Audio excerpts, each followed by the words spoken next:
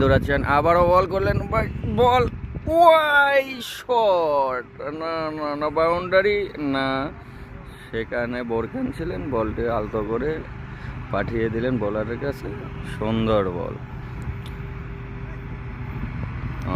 একটু জুম করে দেখার চেষ্টা করছি, দেখি আমাদের পায়োনিয়ার ডেনিমের মাঠ সেই লেভেলের মাঠ। আজকে ঘাস কেটেছিল, এই যে